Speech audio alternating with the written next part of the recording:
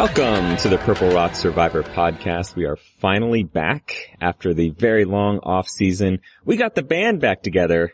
I'm John, my co-host is Andy, and we have not done a podcast together since the Co-Wrong finale. We did do podcasts, just with the other people from our site, but now we're back together. I can't quit you, boo. You know, it was a summer of trying new things, just, new people. It was kind of exciting at first, like, oh, they do these things the way they make me feel, but I gotta say that the little dalliances on both sides made me appreciate more what I had at home, John. Oh, so good to hear. We've been doing this for 3 years now. Jesus. I know, I really didn't think we'd go past one season, and yet here we are, 3 years later. Still podcasting. We're going to talk about the Millennials versus Gen X cast tonight. This is our preview for the season. But for those of you that are new to the show, Andy, tell them what they can expect. We do a regular podcast every week where we break down the episode. We tend to focus on gameplay, but frankly, we focus on whatever interested us that week. And if you like what you hear this time, then look for those starting next week. Every Friday. We record on Thursday nights, and we post generally Friday morning, afternoon, depending on what part of the country you live in. Yeah. And speaking of countries, by the way, we are across 2 countries. I didn't even mention, as I generally do, that I'm south of your border. Wow, that's gotta be nice phrasing. Way to phrase that. Anyway, so I am in America, you are in Canada, and we are, as far as I know, I was gonna say we're the only transnational podcast, and yet Dom and Colin exist. Yes, but, I mean, is England even a country at this point? Since Brexit, I don't think it counts anymore. Yeah, so it's us. It's it. And the other thing you'll come to notice about us, and that will transition pretty well to the season, is we're old. At least according to this season's theme, which, as I mentioned, is Millennials versus Gen X, those kids on our lawns versus us. You excited for this concept? I am. It's about time that we Gen Xers prove to those Millennials who is superior, because while we were watching O.J. Simpson on court TV, they are the generation who watched it in a miniseries. I don't know how different it actually is, but we'll make sure to highlight every difference we can to hammer home that this is truly a real thing, a battle of generations. Oh, it happens all the time in our Slack chat that these damn Millennials introduced us to. Yeah, so the other thing about us is, this is the podcast, but we also have a website. It's at purplerockpodcast.com, and you'll find regular content there. And we actually let Millennials write for us. Yeah, begrudgingly. I mean, it's not like it was more just laziness, which, again, fits with our generational theme. It should, but as we'll get to throughout tonight, apparently somewhere along the lines, somebody decided that Generation X isn't the generation of apathy and laziness. I didn't get that memo. We're literally the generation for whom the movie Slacker exists. Yet they're all sitting there ooh, millennials these days don't know the value of hard work. Meanwhile, we make a millennial do the actual work of our site and one of our graphic designers. We're upwardly mobile achievers. We don't have time to deal with the details. That's why we leave it for the youth. That's right. We do have a couple millennials. We have you and I as Gen Xers, and then we have that meaningless middle also with our site that just should not be discussed. If you are 32, you are basically nothing. Yeah, apparently the cutoff for millennials and Gen X, at least according to Survivor, I'm sure Wikipedia has a different explanation for this, but there are no 32-year-olds. Gen X starts at 33, millennials end at 31. So in case you were wondering where you fit in, that's your guide. I might have that a year off. I think maybe it's 33 that's the dead zone, whichever, but, they're awful. And also, when you were growing up, did you feel like Gen X was us, or was that our older brothers and sisters? Yeah, I always felt like that was, I was young when Slackers or whatever and Singles and all that stuff came out. So I felt no, that's the older people, but I guess they're less than 10 years apart from us, so. Yeah, like I guess enough time has passed that we got squeezed into a generation within the, traditional definition of a generation being like about 20 years, like, a lifespan of people. But yeah, again, it didn't quite feel like us. I mean, we absorbed some of it, if we're at junior high dances or whatever. We probably enjoyed when Smells Like Teen Spirit comes on. But I'm not a millennial either, so we are the forgotten children of history, apparently. Like, we used to be Gen Ys, but I guess now we're Gen X, and curse those millennials. Exactly. The lines have been drawn, so we're just gonna embrace this theme and we're gonna hate millennials like apparently we're supposed to. So, and that'll be just us in real life. And frankly, like, it doesn't take much to make somebody hate a millennial. Like, they are awful. So many trigger words and hashtag problematics and, the millennials with their sensitivity to things. That's right. Oh, I need a safe space. Actually, you know what? I think those are legitimate. What am I saying? Yeah. But what do we think of this as a theme for Survivor? I mean, as with all themes, it's probably going to get abandoned by episode 4, but those first, 3-4 episodes, you're going to get a whole lot of forced confessionals about broad generalizations about the generations, and it's going to be pretty excruciating.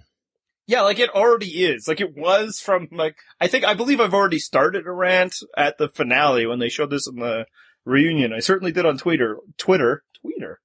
That's an old guy thing to say. Yep. On the Twitter. Yeah, sent some of the twits.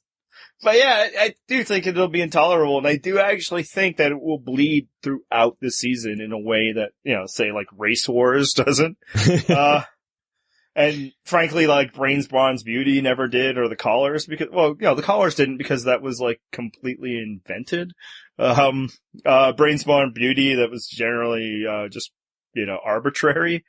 But I think because they'll be hammering it home with these people so much of us versus them, that I think you might kind of get it throughout the season. I think I could even see a sense where people are less likely to mix in swap situations because they still feel like they're repping their team in a way that it's probably uncomfortable to do in a race divided season. But well, let's be thankful though that at least they're not doing the Nicaragua thing where it was, the entire decade of your 30s was eliminated as a potential group. Yeah, well, I mean, they kind of went back to that but fixing probably the biggest gap of there is like, we just eliminated probably the best age group that it's proved, and I'm not saying that because that's our age group, but like statistically for the show, that's been the most successful age group. And also that's a huge gap in terms when, Survivor is still a physical competition at times. But I do think like that might be instructive because there wasn't a lot of cross-generational cooperation in Nicaragua either. So I'll take your word. I've done my best to try to forget that season. Honestly, I'm just talking out of my butt here. Maybe there was, but not really. Like Marty tried, like, hey, can I give you an idol? And they're sure, Gramps, get on out of here. That was the thing that happened. Probably. So I think there might be some of that. I think there might be, people might just feel a little more us versus them thing. So I worry that what is usually arbitrary themes of Survivor might really infect this season. And it could just be because we won't be able to stop rolling our eyes at all the stupid generalizations. And it's actually, I find the generalizations kind of interesting because they've already pushed it right in the previews, in the videos and in the bios of like, what does it mean to be a Gen Xer? And what's interesting is nobody actually defines being a Generation Xer the way that Gen X typically was defined. Things change over time. And it's funny that all their definitions don't even necessarily line up. Although generally it's just in some way that your generation is better, you work harder, blah, blah, blah. Yeah, and like, obviously some of that is because, it's dumb that they're being asked that. So they're right. kind of like, the same way it was dumb was like, what does it mean to be a no-caller? But I do think just sociologically it's interesting because what's actually happening is, often they're just finding themselves in their time in their life right now, not really by their generation, or as in opposition to millennials, which is so all it really is. Old people complaining about young people. Mm-hmm. It's like, my generation knows the value of hard work. It's like, no, you don't. People in your 30s and 40s know that. It has nothing to do with the generation you were born to. It's not like, because I grew up with VCRs, I understand these things better. But anyway, at some point we should probably talk about the actual cast of this season. So just give me an overall first impression. Like, what did you think of the cast as a whole? Probably, and maybe it's tied into my displeasure at this theme idea, but my first impression was, ugh. Yeah, I mean, at first glance, I was not very excited at all about this group. There was no one that really got me like, yes, can't wait to see that person. But there are some people that have grown on me that, you know, I've watched all their bios or watched their videos, read their bios, read some interviews. That helped a lot. So I'm keeping an open mind. There's at least some people that I'm like, all right, I'm gonna see what you can do.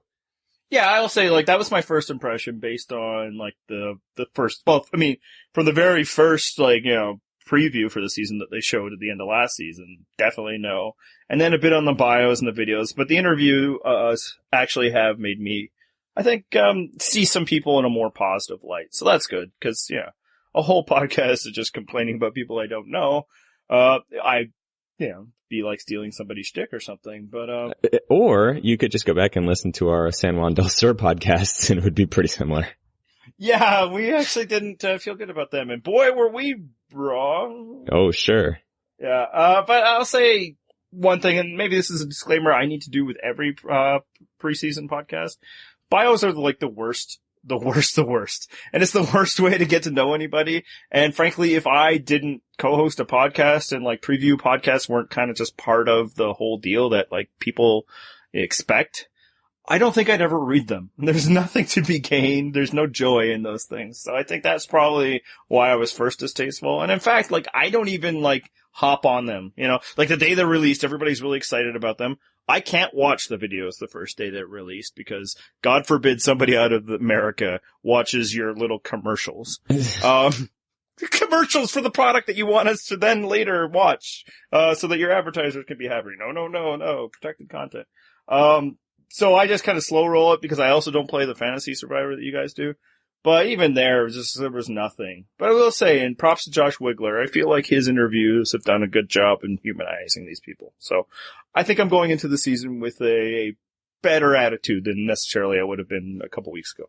Yeah, the one thing that I had noticed very early on from back when even the cast was leaked by our good friend Redmond, a whole lot of these people in this cast, their occupation or their just bios centered around Christianity. There's a good, like, almost a third of the people that had, you know, some relationship to, you know, they work, they're ministers, whatever they do. Or they just mentioned Jesus in their bio. Yeah, and that's also a bit of a red flag. And not in itself. Like, I personally don't have an issue with when Survivor has Christians on the show. I know, like, you know, some message boards get that way. They're like, oh, it's them trying to appeal to middle America or pushing Mark Burnett's Christian agenda. And I'm like, I don't think that's what it is. I think, and this is the perspective I have as an outsider, is they get a lot of Christians on Survivor because they cast Americans. Oh, that's all you think we are down here. I don't think that's all you are, but it's a big part of who you are in ways that I'm not even sure you quite get. And maybe because people, like, you know, they're internet people and they pick their audiences and pick their, it's like, oh, no one I know is like that. It's like, come on. Like, it's insane how much more, you know, evangelistic your country is. Are you mansplaining America to me? No, I think I'm, Canadian-splaining, Canuck-splaining, is that what it is? Sure.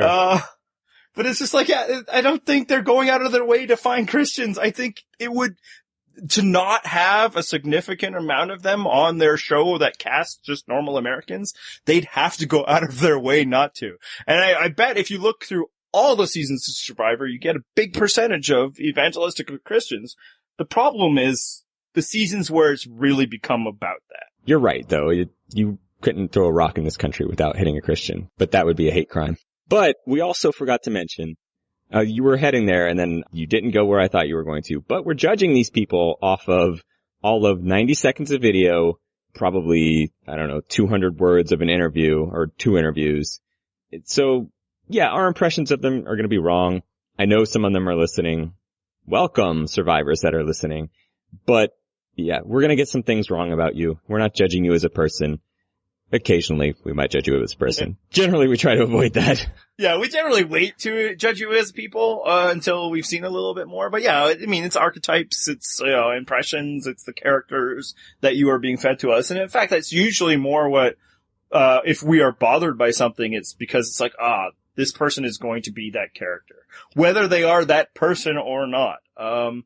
But yeah, I mean, just kind of getting back to the Christian thing is why it's a little disconcerting, not because I have an issue with it necessarily, is because of those seasons where it's become a bigger deal. A lot of those aren't very good seasons. And obviously the big one that, to point to is South Pacific. Right. Not Survivor's shining moment. Right. And I'm kind of worried that already this season is looking like a cross between Nicaragua, South Pacific, and Fiji, because that's where it's being filmed. And that sounds like a disaster. So the good news is the bar is low. This isn't like a Worlds Apart where everybody's like, oh, I hear this is one of the best seasons ever. I mean, we don't know necessarily that it's going to be bad because they didn't put an all-star season before it, and everybody's like, see, it's bad because they waited. Because that was a thing. So what is actually the mood out there? Are we predicting that it's going to be a not good winner because Jeff Probst hasn't sounded suitably excited enough? I'm trying to think of the rules. I don't know. I actually haven't been looking around for that stuff this time, so I'm not sure. All right. Why it's more concerning is not just, like you said, you first noticed it from like Redmond's descriptions, and these are like, there's a lot of ministers and that sort of thing. But it's come up in their interviews and their videos, and it's like, is this another angle you guys are going to try to push? Fake generational divide isn't enough. You also have to do, the culture clash of Christians versus non. Cause like even, like somebody, like Justin or Jay or whatever he's going to call himself, he talks about how like he, doesn't mind if people are Christian until they talk about it or something like that. It's like, why was he asked that? Yeah, and that might be another thing. Maybe they were trying to throw them off the scent with the potential themes, so they asked them about their generation, they asked them about their religion, they asked them about politics, political party, whatever it might be, yeah. I'm surprised they didn't do politics. It's an election year. Yeah, it would have fit in.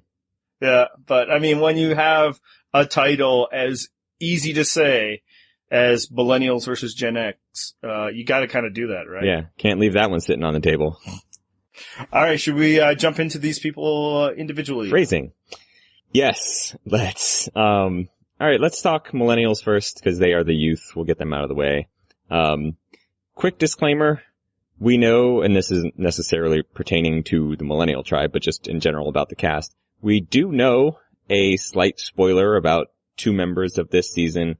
Not even going to mention what it is, but it's not going to affect in any way our assessment of those people because honestly, we don't think it matters. So it's not going to be brought up. If you know what it is, great. It's pretty much public info if you're on Twitter or Reddit or anything like that, but we're not going to bring it up.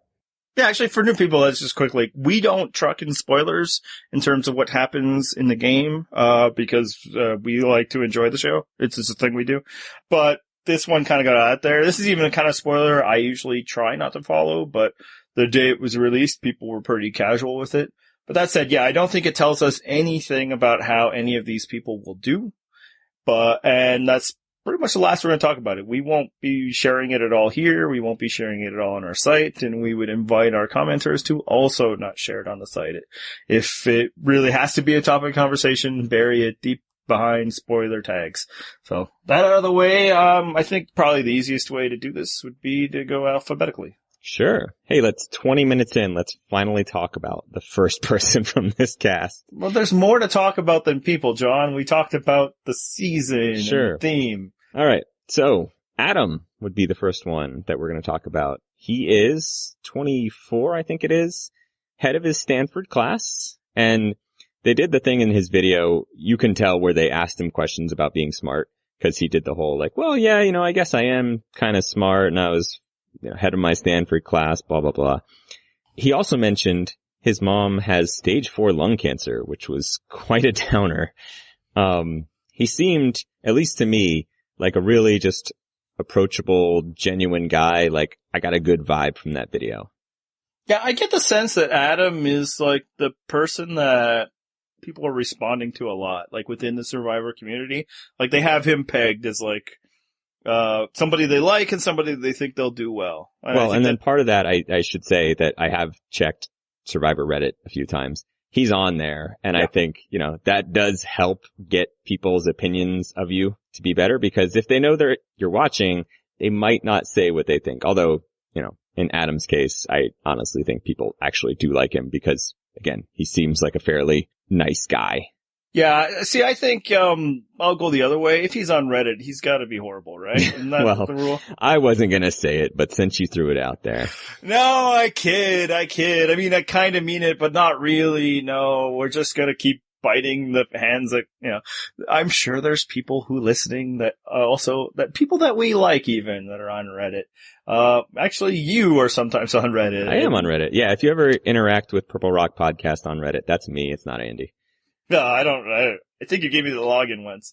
But yeah, make sure you go on there and downvote anything that John writes. No, you don't have to tell them. They do. Don't worry. But yeah, I think he's like, the biggest super fan, or at least the archetype of the super fan, because there actually seems to be a lot of super fans. Now, it's always kind of, a fun little game because I think now everybody, says it, but like Survivor's kind of gone in a bit of a direction where there was like a period in the middle years where I don't think they were interested in having fans at all. No, it was straight mactors and it was, bartenders. Like they were almost embarrassed by their own people, and maybe, because they had to clear out maybe some of the dead wood over the years of people who wanted to be Survivor because they liked, when Richard Hatch and Colleen were on.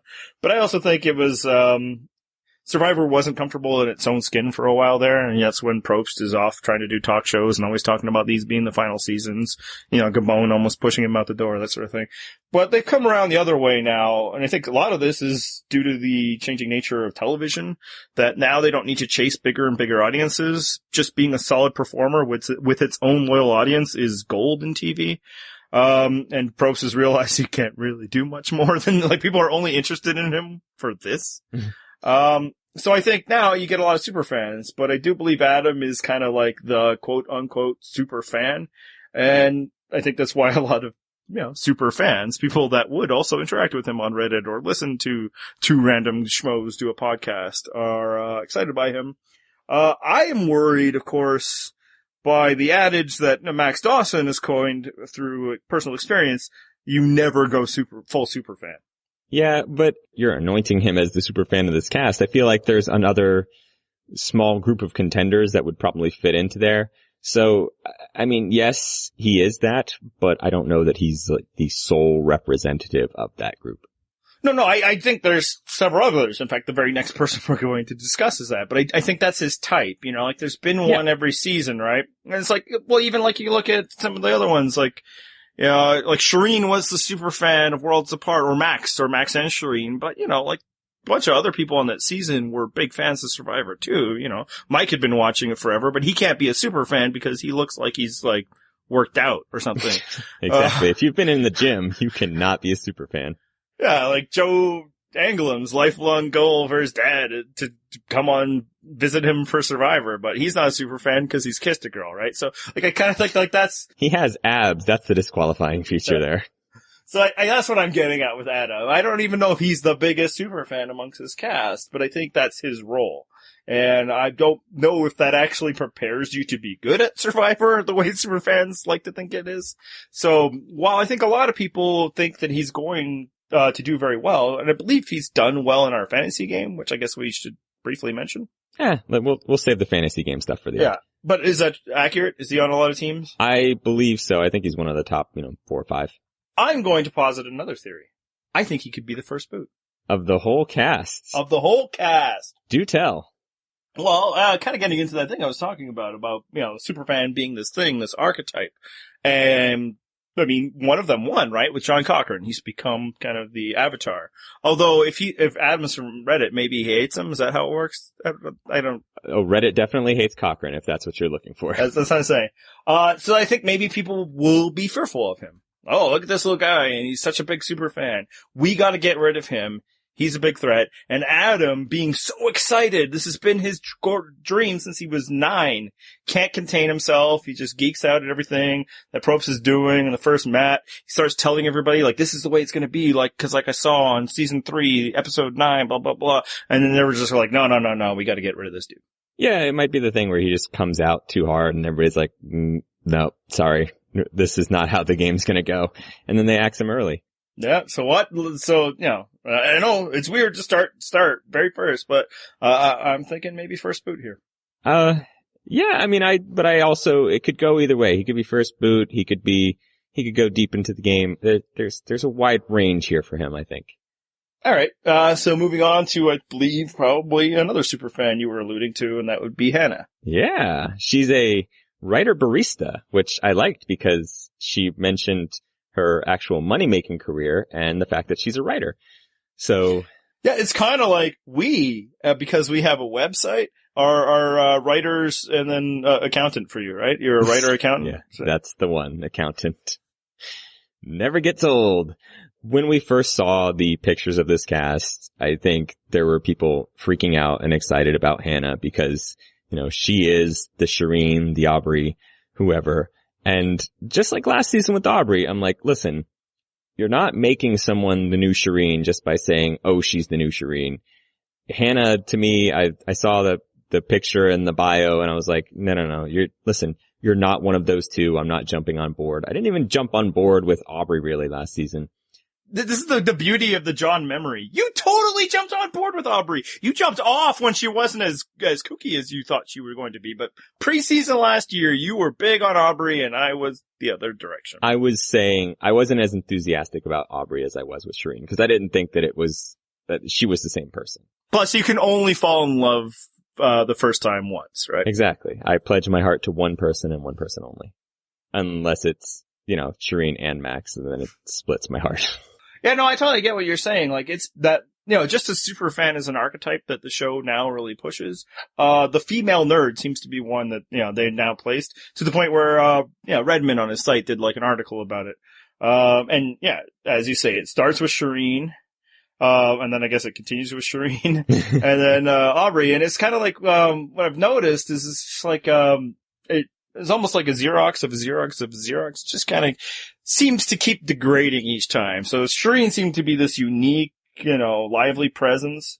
Shireen 2 probably just needed a little more time off in between. So, and then Aubrey, I was already out on by then, but actually she performed well. But just like, what we were being sold Aubrey was, it's like, well, let's slow your roll with the, therapy crayons and, Harry Potter wand. And then Hannah, and I'm just completely out. In fact, so she was in the preview last season, and, as soon as that came out and Redmond stuff, I'm like, well, I know who the internet's next girlfriend is.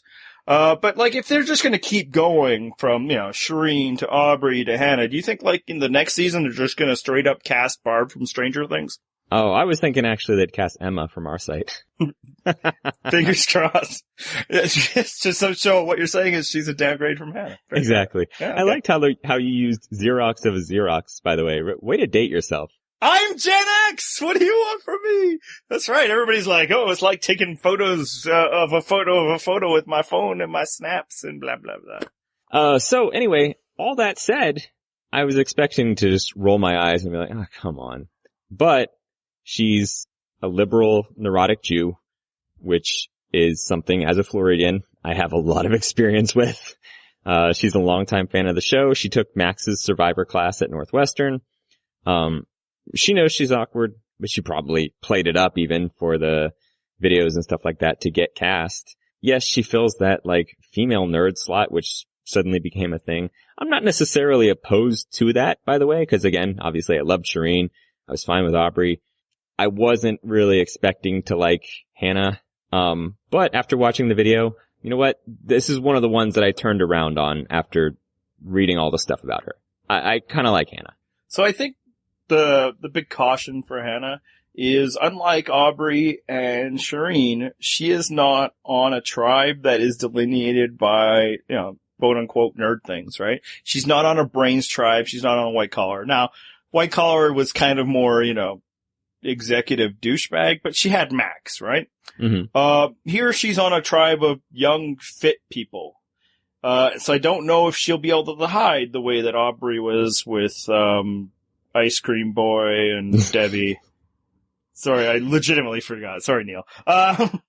So I think what more likely we have, and instead of like having a foothold and somewhere she can build a base from, it might be like the awkward nerds of Survivor past.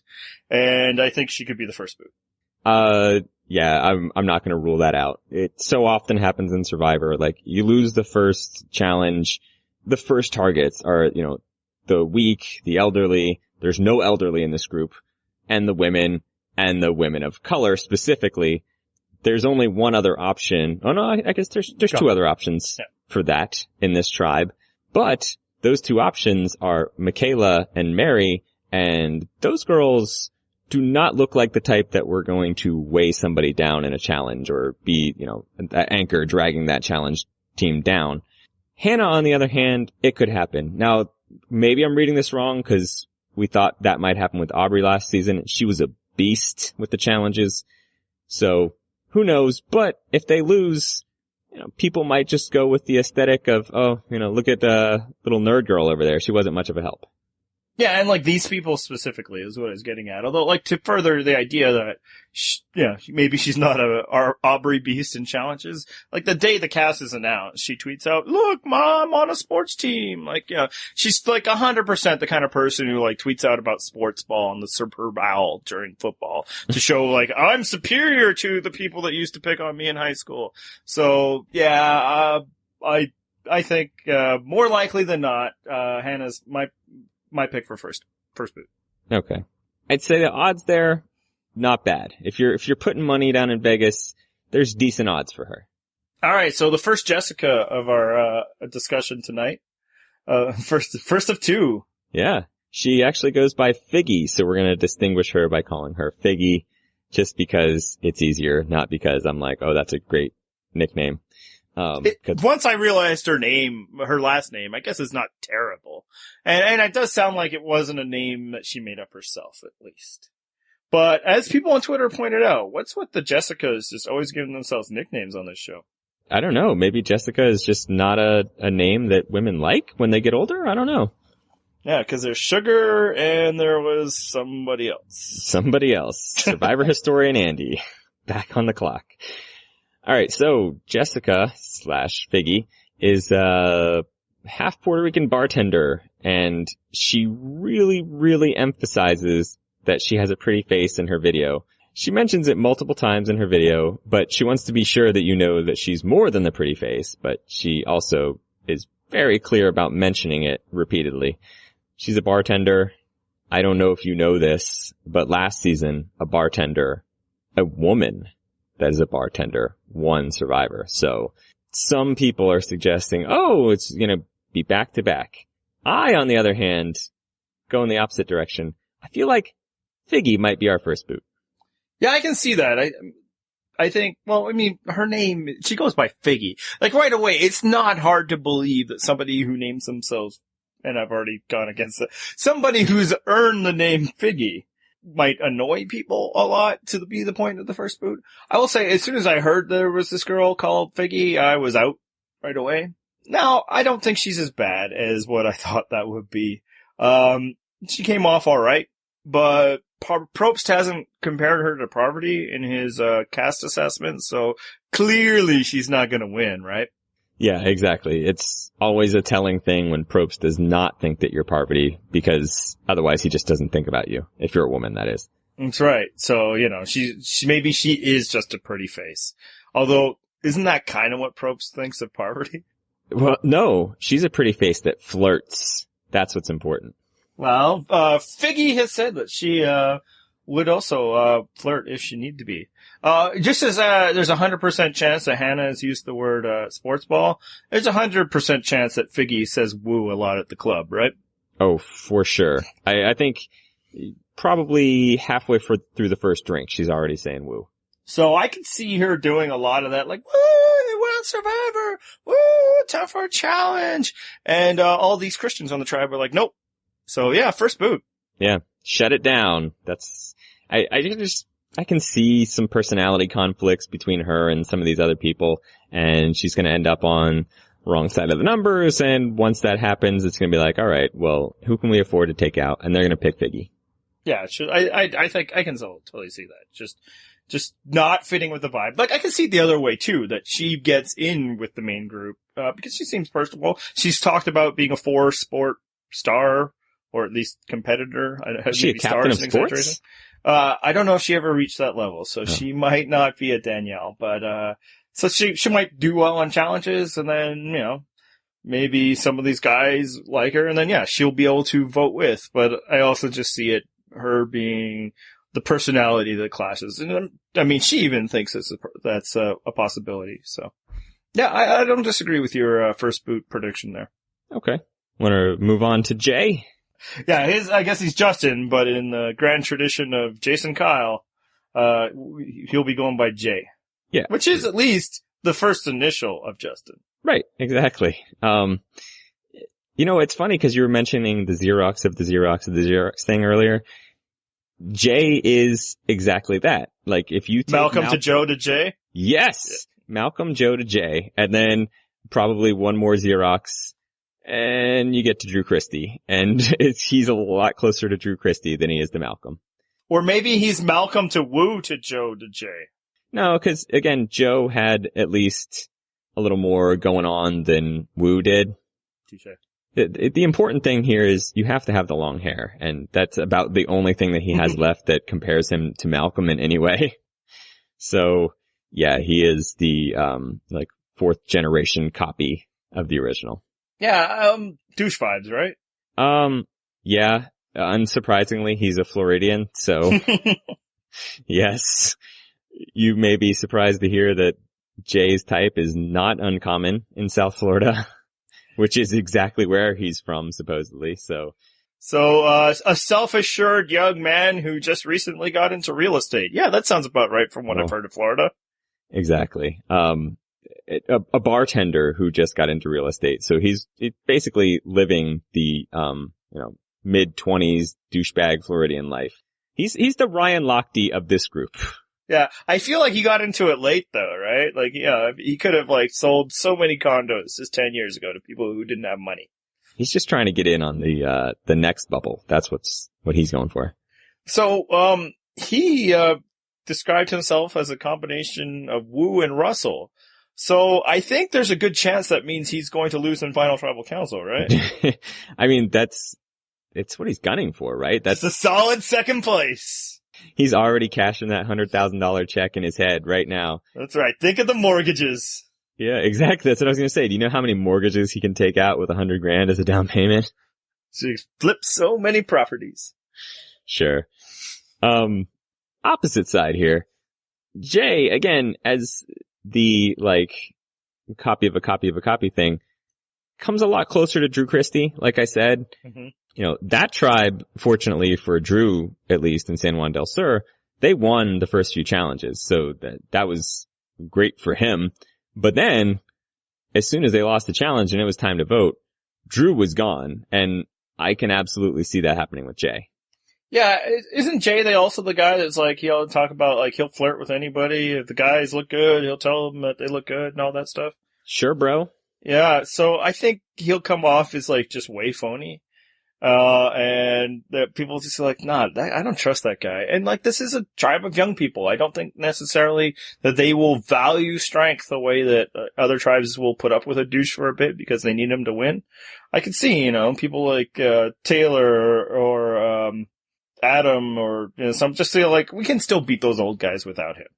So are you suggesting he might be a first boot? I mean, they lose the first challenge, and if he's the next iteration of Drew Christie, like I think he could be, Drew did not exactly work his social magic on people. Yeah, or the Matt guy in One World. He was the first boot of the guys tribe, and he was a good-looking, strong young man. So I do believe Survivor's kind of gone in that direction where Jay could be first boot. I think you might be onto something. Let's move on and talk about Mary. This is another one. This is you mentioned the fantasy league earlier. This is our most selected player right now. We've got 100 teams entered so far, and she's on about half of them. The internet loves Mary. Not surprisingly, because Mary does, gaming online. She's got a YouTube channel. I think she's got like, millions of followers. I don't know. I don't watch the pro gaming thing, but she is a YouTube personality, so she has some experience talking to a camera, which is a good thing if you're going to be on Survivor and talking to a camera. She's a former pro ballerina, so she's got some athleticism to her. And she called herself a polymath, which of course scores points with me. Great nerd term there. I like that. What does it mean? Just basically like Renaissance man. You just have a lot of skills. But math? Yeah, listen, it's a good word. Math frightens and scares me. I know. Believe me, I know. But trust the accountant here. Math is fine. They've cast Kenny, the gamer, before. I feel like the internet is much more willing to embrace Mary for, some specific reason. It's hard to tell which one. Sure. So The Amazing Race did a thing recently where they got a bunch of, quote unquote, like YouTube or internet personalities as teams. Oh yeah, that's right. And I mean, neither of us watched that show. Exactly. But obviously it was a thing, and I remember like people on Twitter just like complaining about it, and I was like, why? Like they've already proven that like millions of people will enjoy watching them speak to a camera. That's a large portion of reality TV. Why is this not a good fit? And obviously, like, I don't watch Tyler Hoechley or whatever, so maybe it's been specifically like those people. And I think also, the show kind of stretched the definition of, internet, personalities in the way that apparently, like, appearing on a Jay Leno sketch that was once uploaded to YouTube makes you a YouTube sensation. YouTube sensation. But yeah, I'm with you. I think that, that bodes well for her ability to be entertaining in one of the major facets of this television program, which is confessionals. We'll see one way or another, but I don't know why more shows haven't done that. It's like, hey, this person has a proven audience. Now, I think one reason might be the a YouTuber is doing really well. It's like, I can't exactly go away for a month and a half. Well, the other thing is that, a YouTuber audience is not necessarily the same people that are going to watch a network TV show. I don't think it's that far away though. Like what we've noticed, doing this is like a lot of young people who were like, kids when the show started are like way into Survivor. So I think it makes complete sense. Like, let's all like Survivor Tumblr, for instance. Some of our audience too. They're like, oh, I was watching this when I was 7, and we're like, shut up and get off my lawn. Exactly. So I don't think it's actually all that incompatible. I think Survivor has actually been lucky. It wouldn't be on the air unless this was the case of refreshing their audience. So I do think that there's probably people there. And if not fans now, potential fans. So, why not reach out to them? All that said, I don't know why anybody thinks it's going to make her better at the game. I think she's got potential to go pretty far. I mean, she seemed pretty likable. She seems, athletic. She seems pretty smart. She's not like the Survivor superfan, which is fine. Earl came out there, I don't think, having ever seen Survivor and was awesome at it. I think she's got just enough of everything, but she's not too good at anything where people might target her. I think I could see her going far. What do you think?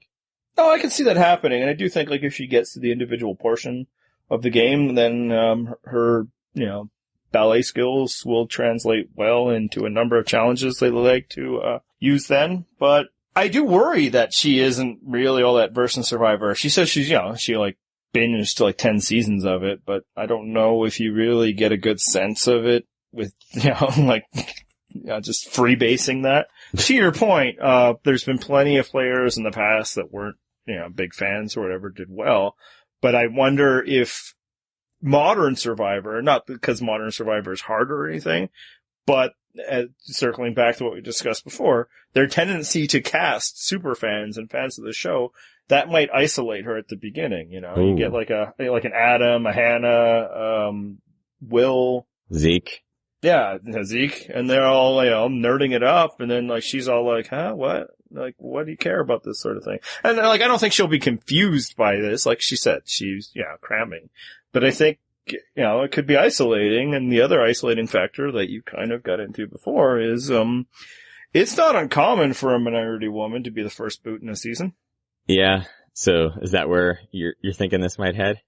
I think, I understand the excitement. I think that Survivor should be casting people like Mari, people from new media, minorities, athletic and personable. But sometimes those casting gems don't always work out so well. Yeah, I mean, you think about Vince in Worlds Apart. Like, that guy was going to be the next coach, and he was gone, immediately. And maybe part of it is, he's like this space case that doesn't really think much about Survivor. Everybody's like, hey, we're trying to do this thing here. Another thing, just kind of set off a few, alarm bells for me. It's just how, and this is, maybe it's probably nothing. But the way she keeps talking about, her gamer skills and how that's going to help her in Survivor. And I'm like, this isn't an MPG, man. There are no NPCs out there. Everybody's a competitor and all of this. And I don't think it'll translate as well as she thinks it will. But maybe that just makes her have something in common with almost everybody who's ever been on Survivor, comparing their job to how well it'll translate. Right. But I kind of think, she might be the first boot. It's funny that I got really excited for her. I was like, oh, it's a gamer. That's awesome. I love games. And then I realized, I haven't played a video game in, I don't know, 6-7 years. You have no idea what a gamer is at this point. And, I don't really either, other than, the people that make Minecraft videos that my kid listens to. I mean, I seriously, I used to play video games all the time, and I just went cold turkey once I had a kid, and I've never gotten back, so... Yeah, I honestly think, video games might be just too complicated and immersive to translate to, Survivor, which is, really, really boring for the most part. Yeah, it's gonna be she's going out, what's it called in Warcraft, where you're farming, farming. No idea. Crap. Yeah, sure. Again, I have very dated gaming references because I don't game anymore. That's right. Because we're Gen Xers, man. That's right. We're above that stuff. We weren't sitting there in your, MMR war open world things. We just had to play Mario Kart over and over and over again, and we liked it. Our controllers were connected by a cable. That's right. Red turtles all the way. All right. Let's move on. Let's talk about Michaela, because she's your favorite Survivor, right? You're going to be surprised. She is a black woman with a Southern accent. And here's where I hope you're sitting down. I was kind of charmed by her. I know. What? I know. I assume that came as a shock to you. I hope you can recover and make it through the rest of this podcast. Was the clincher when she talked about financials? Oh my God. Yeah, she has a whole big personal finance rant in her interview with Wiggler. So I was like, yes. 6 to midnight right here. Team Michaela. This guy right here. This is me. Yeah, that's where she lost me. Shut up, young person. You don't know what you're talking about. Not really. Yeah, no, she seems good. Again, I mean, kind of getting at what I started talking about with Mari. Survivor needs to be branching out to these new types, characters that they haven't seen before. And I think they've been getting better at it. And yeah, by type, obviously, African Americans aren't a monolith or anything like that, but just even casting some is a step, right? And moreover, she doesn't seem to be filling some of the archetypes that type used to fill for them, right? Yeah, that negative archetype. So I think that's good. I think I'm not sure how good of a game player she's going to be, because she talks about how she needs to work to overcome her very expressive face, which is something you talk about, but I think it's probably something you can't really do much about, especially when you're in the worst conditions for good behavior. But I think she'll be excellent television, and that's what you're concerned about. Yeah, I mean, I feel like she's going to be entertaining. I hesitate to compare her with Sydney last season, who I absolutely loved. I don't feel like she's quite on that level. It's the same sort of thing with Aubrey and Shireen. Sydney was singularly awesome. Michaela seems cool. I like Michaela. I can see her going far, because again, same sort of things that we just mentioned. She's athletic enough. She seems charming enough. She'll find ways to fit in, I think. And this group, I think, is pretty good for her. Yeah, and like I think kind of if getting back to the facial expression thing, it sounds like we need to get her on the jury at the very least. But I worry just because she seems really serious as a person, not like dull, but to the point. Yeah, like I'll just live in poverty for a few years so I can pay off all my student loans. Which, hey, you're the finance guy. Is that wise? I mean, I guess not having debt is great, but isn't student loan debt like some of the best debt to have? Mortgage debt is probably the best. If you want my personal finance tips, please at me on Twitter. I would love to have this discussion with you. And I'm not remotely being sarcastic. I love talking about this stuff. Or listen to next week's podcast, the In the Black with I don't know. I was trying to go with a color and a thing. In the Black, that was the right one. Yeah. Good job. It's like you took an accounting class at some point. But I do worry, and I believe this gets across in her bio as well. That, because of that, kind of, straight line. I'm going to work hard, accomplish this thing, and I don't believe she will suffer fools lightly. She might be in the wrong spot. Like, she might need a swap quickly. It's possible. I mean, I'm just looking at the list of names and I can see some people that she could fit in with, but I don't know, if it's enough. Say they lose that first challenge. Does she have enough people in this group that she could form quick bonds with and she's going to be solidly in an alliance that could protect her? I don't know. Yeah, like say it becomes like the brain trust becomes like Jay, Figgy, Michelle, Taylor, Will, maybe Mari in there. Maybe she's a little too opinionated to mix with that group. And again, it's not uncommon for the minority woman to be the first boot in a way that nobody really wants to say, oh no, it can't be that. But I mean, the whole thing about being a minority is you're the other. And in Survivor, being an other is not a good thing. Right, exactly. I would be disappointed because, again, I feel like there's potential here, but I can't say that it's not going to happen. So, first boot? Maybe. And to your point, I think that would be a disappointment. Yeah. And maybe she'd be, entertaining enough in those 3 days to make a mark, but hopefully not. Yeah. I mean, hopefully not is the first boot, but I don't know, man. Yeah. I'm hoping that she goes far. I think if she establishes a foothold early, then she just becomes valuable and she gets kept around. So is there somebody you are hoping is the first boot? Let's move on to Michelle, a name you may recognize. Queen Mish! This one, I watched the video, her introduction video that CBS puts out.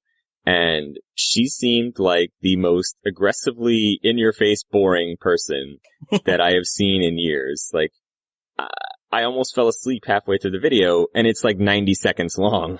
She's got like a really almost flat affect. There was just nothing there. I was like, are you gonna say something? Are you gonna do something? Anything to make me interested in seeing you on the show? And it just didn't happen.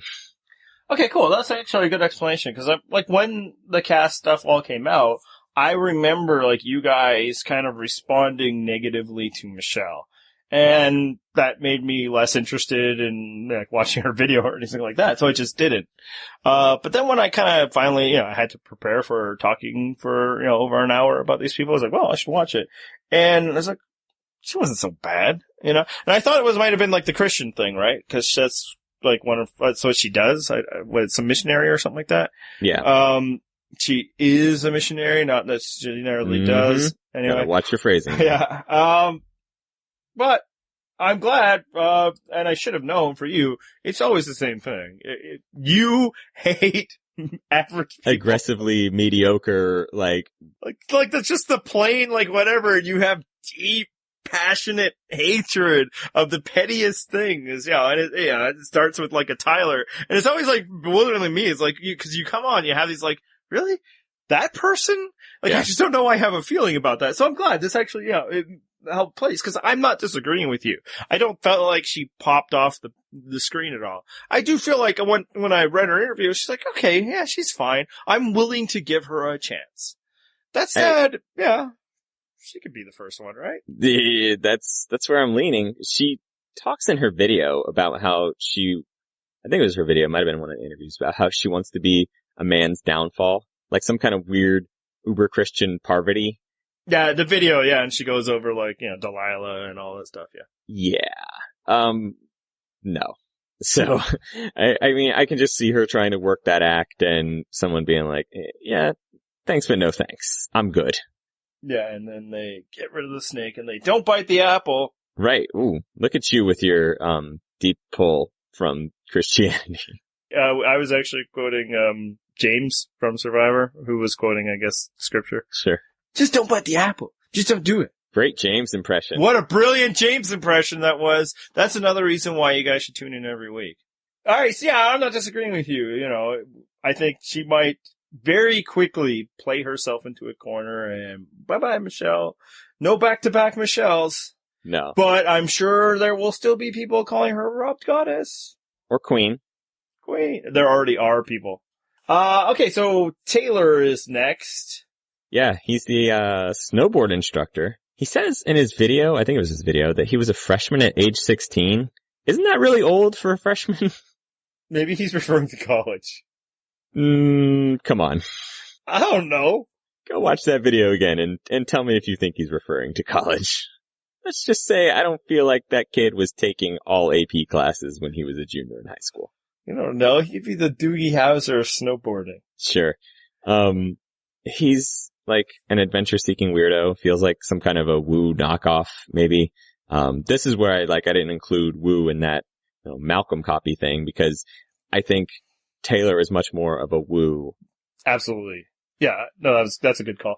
I think Taylor will be blessed with the confidence of the simple-minded. Mm-hmm. I think he already is. I think that's probably how he lives his life, is that he just thinks things will work out for him, and they probably tend to due to his, privilege and that sort of thing. I don't think he will overcomplicate things in Survivor. Yeah, you don't think he's going to be the big-time mastermind? No, but I don't necessarily think that might be a problem. If anything, that helps him. Yeah. Just as, Vince was clearly like, the one of the inspirations for No Collar, right? Like when you do a No Collar, it's like, yeah, that's the guy. Like Taylor was like, might have been one they decided we're doing Millennials. Cause this is, like all this, like a lot of the stereotypes you want to throw out about Millennials will apply to him. Yeah. He's the Millennial poster boy. Yeah.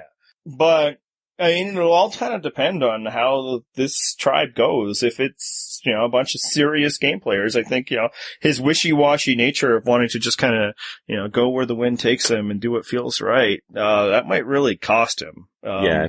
If he ends up in some kind of swing vote position, he's like, hey, man, I could go either way. This would be great. Yeah. I could see him getting axed really early because he's not willing to commit to an alliance. How early are you suggesting? What if it comes to the first vote and it's 5-4 and he's sitting there in the middle and he's going, hey, I could go either way. And, the group with 5 is like, well, here, I got a solution. We just take him out. Especially if the super fans are part of that group, right? Because they know that you kill the flipper. Right. Exactly. Take out that swing vote and then the swing vote no longer has power. I could see it happening that, again, because they're not necessarily going to need his athletic skill set. Jay is essentially a copy of him anyway, at least athletically, which, by the way, kind of weird having both Jay and Taylor, I thought, but it's sort of like Jason and Eric in Micronesia and Reynolds and Eddie in Caramone. It's like the same sort of thing where they have just the two almost copies of each other. Like they couldn't decide in casting. It's like, screw it, both of them. Yeah, sure. Or I wonder if they cast a season before they had the theme. And normally a Jay and a Taylor would be on different tribes. That's possible, yeah, to be the counterbalances to each other. Again, if he tries to, you only live once, YOLO, and he tries to take the lead and it's like, guys, I've got the plan. Everybody's like, nah, not you. And then they vote him out. I have to say YOLO and the delivery of that was the perfect, sneering Gen X reply of a millennial. So Thank bravo. You. We'll be working on that all season long, but yeah, just superb. Yeah. Good to have you back. Thanks. All right. So, as we kind of said earlier, it's easy to dislike millennials because their youth bothers us. That really applies to Will. Yeah. Speaking of the really young, let's talk Will, who claims the title of youngest survivor ever, which seems to be a running thing now. I don't know why we're racing to the youngest possible casting you can have. But Will is at 18, the youngest, apparently, so far that they've ever had. He has a weirdly deep voice, like when you fake a deep voice as a teenager because you're tired of people on the phone thinking that you're a woman. Yeah, like he's Will Adult Man or something. Yes, exactly. Like when I used to call for pizza when I was in middle school, my mom would be like, here's $20, you can call for pizza. And I'd be like, great. And you call for pizza and they're like, ma'am, we'll be there soon. I'm not a ma'am. You know, your voice just sounds terrible and it's cracking and everything. So sounds like he went the other way, tried to really man it up with that deep voice. That's one of the only takeaways that I had about him. He likes Survivor, which doesn't necessarily distinguish him from the rest of this crowd. He thinks he's going to be a kingpin, which is really funny. Yeah, like all these millennials are blessed with the arrogance of youth, where it's like, oh, I know so much. I've been so worldly, but like none more so than the high schooler. It's like, yeah, that's precious, buddy, but like these are grown-ups talking, okay? Yeah, and I mean, we kind of mentioned it last year with Julia. It's, you know, no matter who you're going to turn out to be someday, a lot of times it's too hard for someone to take you seriously, someone that's a lot further along in their life. And I get it. Like, I was probably, or what I thought was an awesome 18-year-old, and I guarantee you every 30-year-old was like, oh, this kid, and rolling their eyes at me. I'm doing the same thing at Will, like, oh, this kid, so misguided. Yeah, like, here's the thing, even if you're like the best teenage player they've ever had, you still need to convince, you know, a group of at least like 5 to 6 grown adults that like, yeah, I'm handing that guy $1 million. And I'm sure like Will not tell them that he's 18 and he might be able to pass for like 20, based on baritone alone. That's still way too young. Now we'll say that because of this particular season, youth will not be the penalty it is as much as other seasons. The seasons where young people win Survivor are the seasons when there's a lot of young people. So that was true of Amazon. That was true of China. And this, I imagine, by virtue of the way they've done it, this is true of Fabio. This will be one of the youngest casts they ever had. He's still too effing young. 18. I like when you were talking about how they seem to keep racing towards like getting the youngest one ever while they still have that 18-year-old cutoff line. There's other media where they keep talking about how young. No need to continue that, Joe. No, that's all I'm going to say. But, you know, it's like barely legal Will here is competing on Survivor. And yeah, it's not yet finished high school. So good for you, little guy. But you're the first boot, man.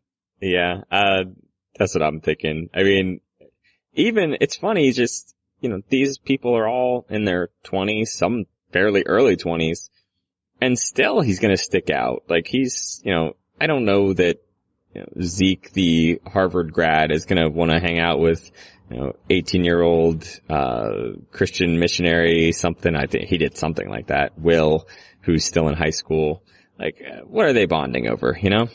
And it's like, he's just not as interesting a person at that age as you're going to be. You know, like many things about your life are far more interesting than say mine is, but you yourself are not. You're still a developing human being.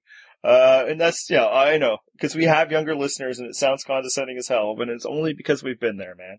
I know now I'm saying this, like, I would be able to cast, you know, these, Gen X interviews that they'd so desperately want from me. And it'd be the same thing of just, you know, I'm jealous of their nubile bodies and lack of responsibility, but like he's just too young at 18 to win Survivor. But you know, sure, keep throwing him out there. It's been such a payoff too, right? Like just amazing characters. Sure. Julia contributed so much to last season. And Julia was actually, she was fine. She outperformed what we thought, and she was still, you know, just middle of the pack. Yeah. Of course, our listeners that are of this age group, they're the best, and I would never say such a thing about them. Will, on the other hand, I can see being a first boot. Yeah, it's just, you know, wait a couple of years. That's all I'm saying. I mean, maybe not if you're Will. I think Julia could have easily stood to wait a couple of years. Yeah. All right, so the final one, you just mentioned him, Zeke. Yeah, let's go with Zeke. As I said, Harvard grad, was a debate guy at Harvard. Came out of small town Oklahoma, and I think he said at 15. So, yeah. He has a mustache, which you may have noticed. He might be a bear, just judging by the chest hair poking out from the shirt. That reference is for our gay listeners, of which we have many. Zeke was another one when Redmond released all those, like, cast photos and stuff like that. I was like, no, there's the goofy expression and the mustache and the, like, quote unquote comedian. Bill Posley was technically a comedian. That doesn't mean you're remotely funny at all. If anything, it might be a bad omen for how funny you'll be. So I had really negative conceptions of what Zeke was going to be already before I even watched the videos or interviews or anything like that. And then I did that, and my opinion completely changed. I like Zeke. Yeah, no, I recoiled at him in the preview that they showed at the finale last season. Just like, oh, get out of here with your stupid hipster facial hair and clothes. Just like, and I get, 180. So the big question, I like him. I hope he does well. I plan on being entertained by him. And I think that'll be true whether he goes a long way or, he burns brightly quickly, like, say, Jeff Harner. Yeah. So I don't think, it necessarily portends one way or the other for his gameplay, but I'm rooting for him. That said, like, that was your first impression. That was my first impression. I know it was Matt's first impression. If it's these people's first impression, not hard to see him being the first boot of the season.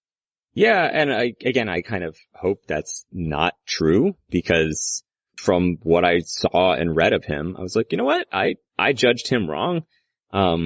I'm glad I kept an open mind and didn't try to reinforce my opinions that I'd already drawn.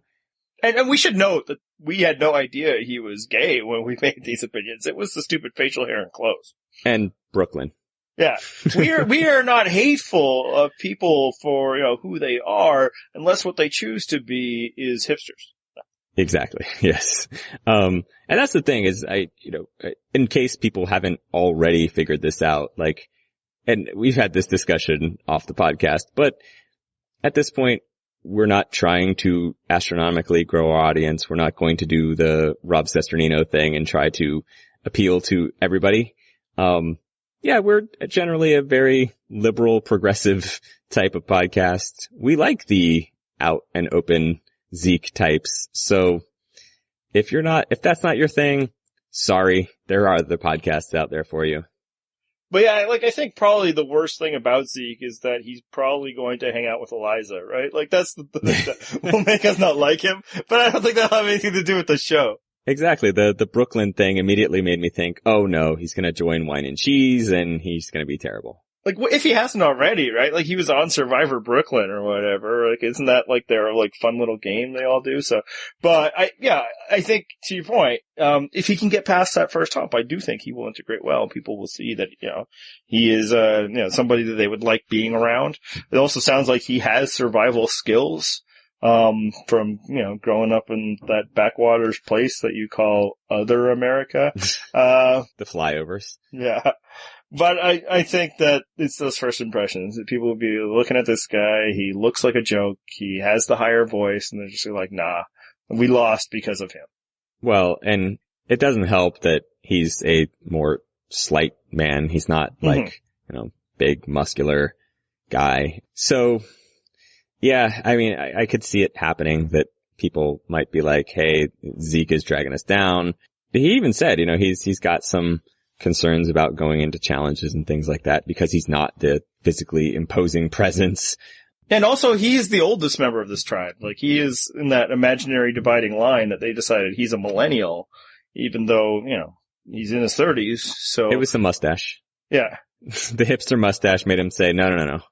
If you're a hipster, you're definitely millennial. Maybe he actually had like a respectable facial hair and is like, we're kind of doing this thing.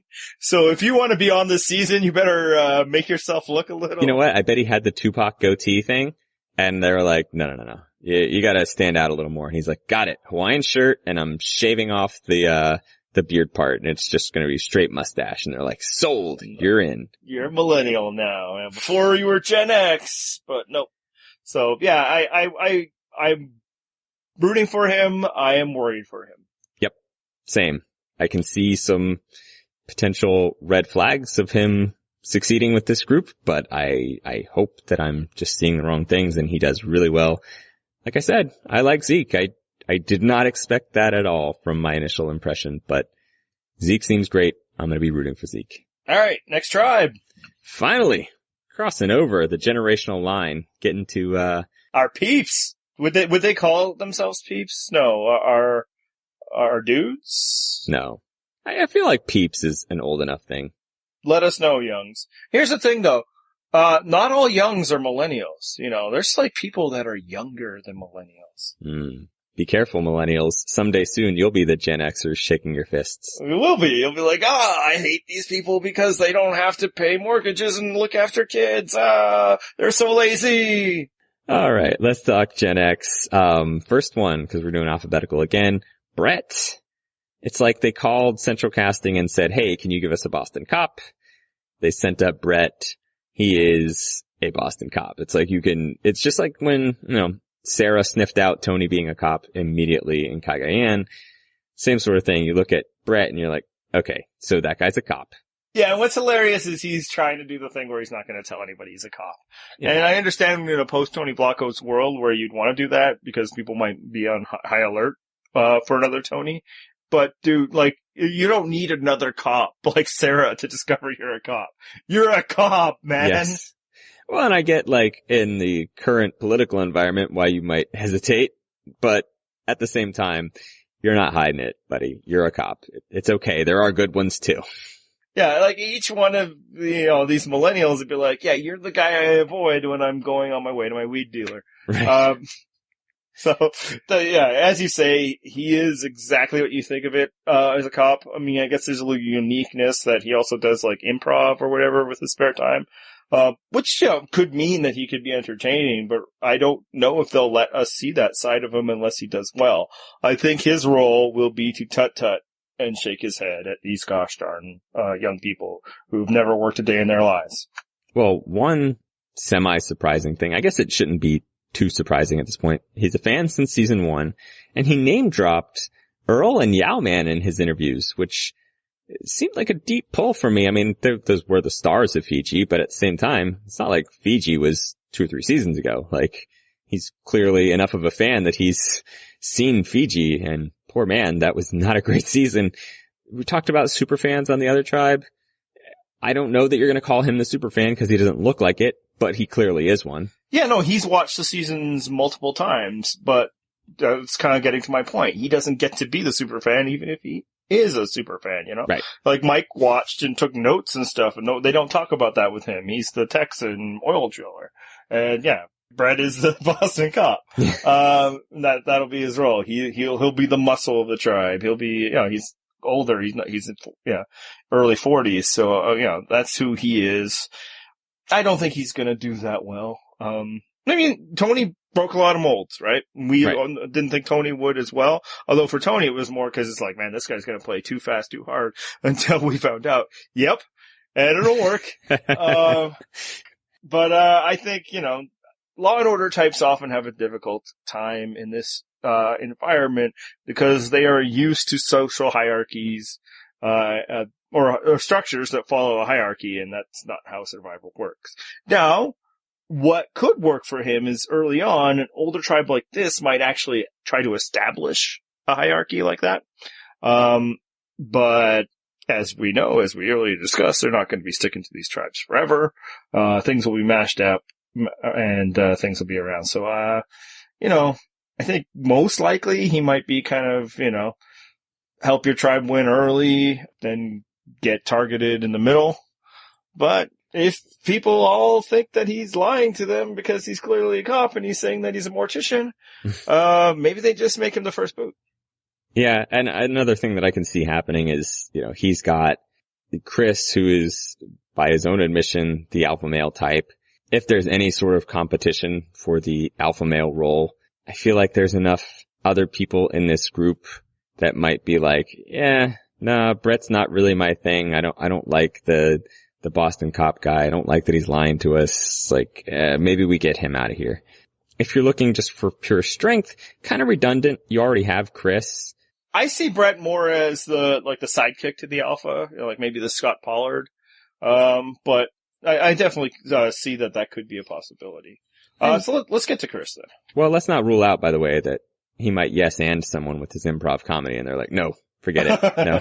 Yeah, actually, I mean, we're talking about millennials and high schoolers being insufferable, but it's like, if he's like right away, hey, when we get off this island, you guys gotta come to my improv show. It's like, nope. Nope, busy, sorry, nope. Like, yeah, I don't want to listen to your podcast, and I don't want to go to your improv show. Exactly. I would never make my friends or family suffer through this podcast. So Chris, he is a former Oklahoma football player. I'm a big college football fan. I don't remember him, and I have watched many Oklahoma games. I couldn't place when he played, but again, Oklahoma is not really my favorite team. Oklahoma is not in the SEC, right? They are not, and neither is my favorite team, but that's okay. Just cut that whole part there. No, you're good.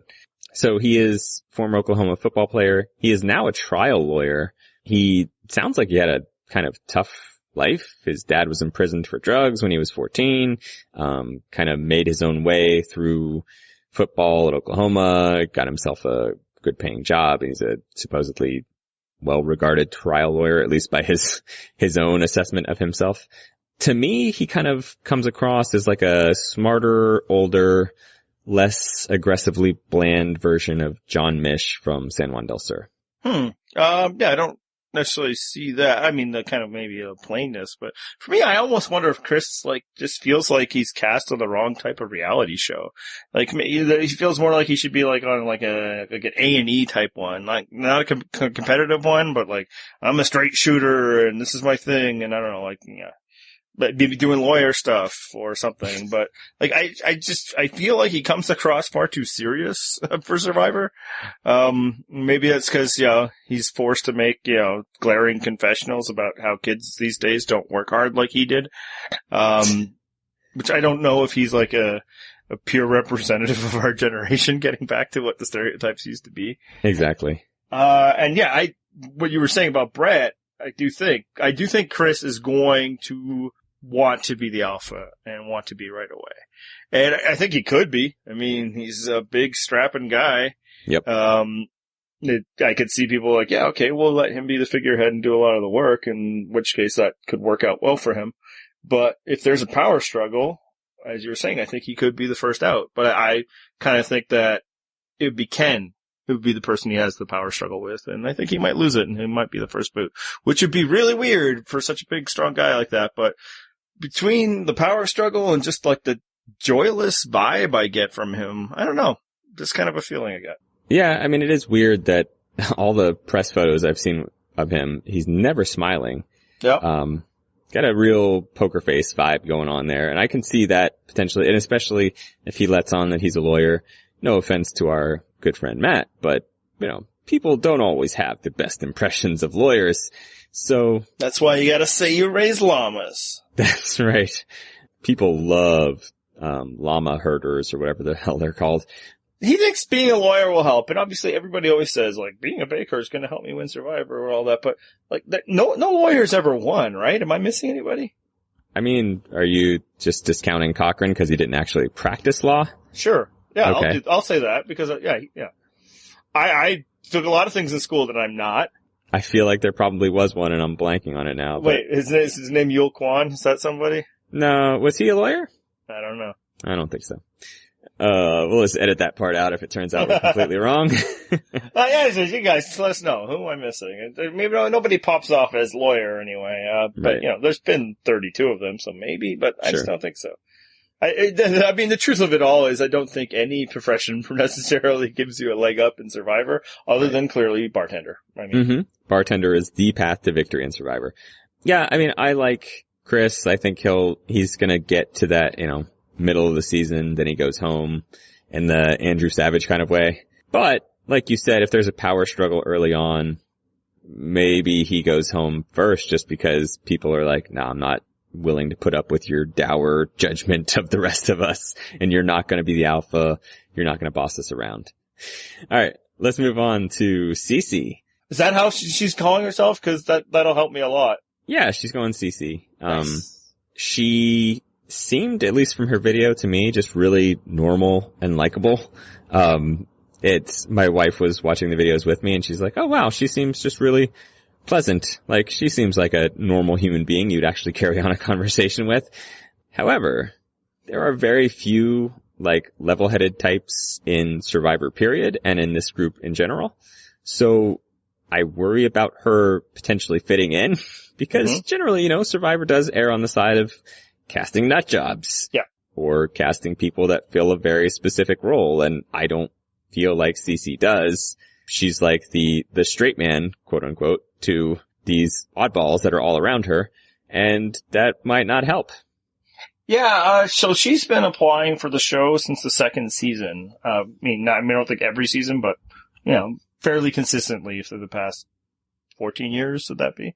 No, it's always encouraging when somebody, longtime fan like that works at it and all that. But I also always have this other thing. It's like, what's been taking that long? Like, why did they pass on her for the past 14 years? Because, you know, we've had other people like that. It was like, oh yeah, I've been applying forever, and then they kind of sucked. So that's a bit of a red flag for me. Kind of your point. Yeah, she seems nice. She does. She's nice. I think if she does well, she will be cast as the mom of whatever tribe she's in, even this older tribe. Which, you know, I think has been well established is not a winning path, for Survivor. Right. I think if she does go deep, she would probably be the person that would be targeted for being a jury threat, for, you know, sympathy reasons, in the way that, like, the story is never really built up that much until the episode that they go home, but apparently is a very real thing. That juries are very prepared to just vote for the person who they think they'd feel nicest about giving the money to. But I mean, if she doesn't fit in, it's not ridiculous to think that she'd be the first person voted out. Right, and that's what I was saying is I worry just because she's a normal human being amidst all these weirdos. Maybe she doesn't end up in the majority alliance. And, you know, again, we mentioned it with the Millennials, like, Survivor has an unfortunate history. Like, you target the weak, the other, you know, whatever after that first challenge. And unfortunately, that might be her. Yep. All right. Next up is David, who writes for a show I've never watched. You never watched Malcolm in the Middle? You know what? I don't think I ever did, actually. Oh, you missed out. I'm going to give you some recommendations. I don't know if you know this, but Walter White was in that show. I do know that. Okay. So, it's the prequel to Breaking Bad. Explains so much. He was a writer for Family Guy, is what you were getting at, and Malcolm in the Middle. I don't know that he's like a staff writer for their shows, but he's at least had experience writing for both. He's very, like, anxious and has social anxiety, has all kinds of anxiety, not just social. Hates the outdoors, hates social situations, lacks confidence, all these sorts of things. And at this point, I just want to say, like, fuck you, CBS. I liked the Cochran I already had. Stop trying to shove this one down my throat. Like, I don't need imitations of the things I like. I don't need new Malcolms and new Shireens and new Cochrans. Just give me something new to like. Yeah, like, we just listed all that stuff off and I'm like, winner, solid gold winner. And I suppose, I mean, there has been one. I'll say I do like him. I think he could be funny. I think he might be an interesting addition to the Survivor community. You know, like, if he's doing Rob Has a Podcast in here, it might be worth listening to. I think your point is well taken. One note there, something I meant to discuss at some point, so that was as good as any. They don't always become the thing that they're pigeonholed to within the marketing. And this kind of gets in what I was saying earlier, why I don't like reading the bios or watching the videos. And that's because Survivor has some of the best people in the business in all aspects of the show. You know, their producers are amazing. Their editors are amazing. The people that build the sets, even the host. But where they're not amazing is their marketing. And I think the reason is that the marketing is done by CBS. The show is done by, like, Mark Burnett and the other production company. CBS doesn't actually make Survivor. So maybe there's more to David than just being a pale imitation. And, you know, pale imitation seems like it's almost impossible of Cochran. Right. But it's hard to see this dude doing well. Yeah. You know what? I kind of came around to your same point too. Like, I actually don't dislike him. I thought he was pretty decent and kind of relatable and pretty funny. I'll be rooting for him. It seemed like the type that I would like. Just, again, don't be a copy of something I've already seen. But as you said though, I don't know that it's necessarily him. He's being asked questions and he's responding to them. That said, he does feel like a South Pacific Cochrane type to me. Yeah. But yeah, I do think like there's just something to the show, like when you're producing, 33 of these, when you're just getting started, it's like, all right, this is that person. It's just easy. And then hopefully as they, progress through the show, they reveal themselves to be themselves, Yeah. I think it's hard at the beginning to treat many people like a true unique. I think every season they let somebody, like, this is our unique guy. But I don't know if David's ever going to get to escape from that box. A thing that he said in multiple interviews because, I think he's a writer and he learns how to, once you come up with a good line, you just use it over and over again. Mm-hmm. Is, I haven't been camping since blah, blah, blah, and now I'm going to do all this. Well, how do you think he's going to like it when they're hit by a cyclone on day 2? Right. Yeah, it was funny. I think he even mentioned in his interview something about like, well, at least we're not in Cambodia, so it's not going to be that bad.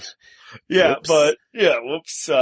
This news is already out there, and I don't think it'll affect the show anymore, but they are evacuated in the second day of this taping because of a cyclone. So I think, obviously that could affect anybody really hard.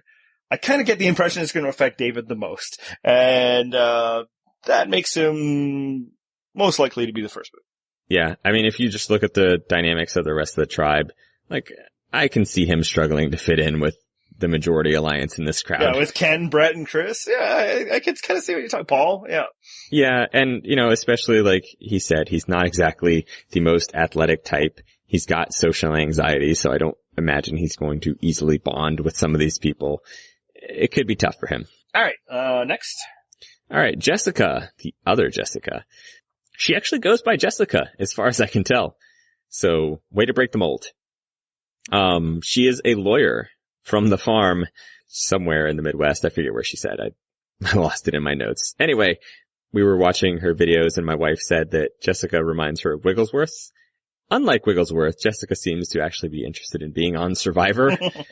Can you believe that Wigglesworth is in a new reality show? It's like you barely wanted to be on the one you were just on. I have no idea what that show could possibly be about. Anyway, like I said, my wife's assessment of her was roughly in line with what I thought, which is, I don't know that she's going to blow the doors off of anybody, but I also don't know that she's going to rub a lot of people the wrong way necessarily right away. Yeah, I mean, she seems nice. And I don't mean to damn that with faint praise. I legitimately mean it. I think, she's probably, I'm assuming a very smart person, a capable person. I could see her being a very loyal member within an alliance, somebody you'd want to have. She could be useful. She won't necessarily burn me. A number, if not maybe even possibly a confidant for like an alpha.